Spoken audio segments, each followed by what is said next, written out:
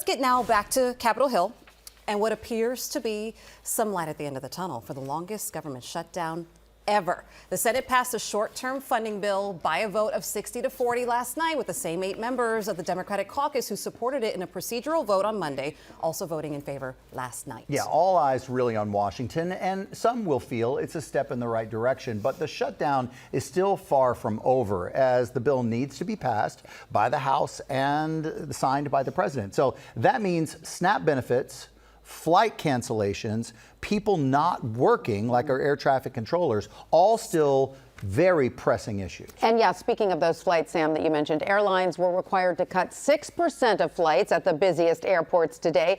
Now that amounts to 27 flights at Newark, 57 at LaGuardia, 20 at Kennedy. Wow. The travel headache continues. So Eyewitness News reporter Jaysha Patel is at Newark Airport right now with the details. Good morning, Jaysha.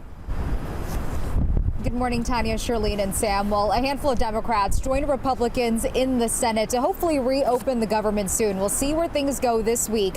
But of course, the government shutdown has already affected so many people, especially here at the airport. And over 1,000 flights were already canceled this morning. Bill as amended is passed. There's light at the end of the tunnel. The Senate passed a funding bill and has sent it to the House. The short-term funding bill would fund the government through January 30th.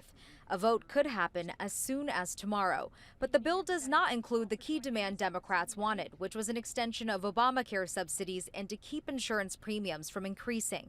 Republicans have only promised a future vote on health care next month. The American people have now awoken to Trump's health care crisis. Republicans now own this health care crisis. They knew it was coming.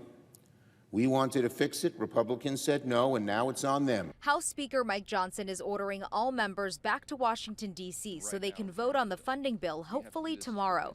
The government shutdown has caused a mess at airports across the country already. The FAA is requiring airlines to cut 10% of flights this Friday. Today, they have to cut 6%. I didn't have the app, so I didn't see there was cancellation. But on the boards, it still says my flight was on time, go to the gate. So I did that, and I just found out like an hour and a half later that the flight is canceled. This morning, we're seeing 4% of flights canceled at Newark Airport, 10% of flights canceled at LaGuardia, and 3% of flights canceled at JFK. Flights are being canceled for safety reasons and because of staffing shortages, as air traffic controllers are calling in sick and have been working without pay. Of course we're worried about. We don't know what's going to happen. We hope we get there okay, and you know, it is what it is. You know, we'll be patient and hopefully we get there safely and in a timely manner. Now, the bad news is, even when this government shutdown officially ends, that doesn't mean things will go back to normal at airports right away. It could take a couple days. Live at Newark Airport, Jaysha Patel, Channel 7 Eyewitness News.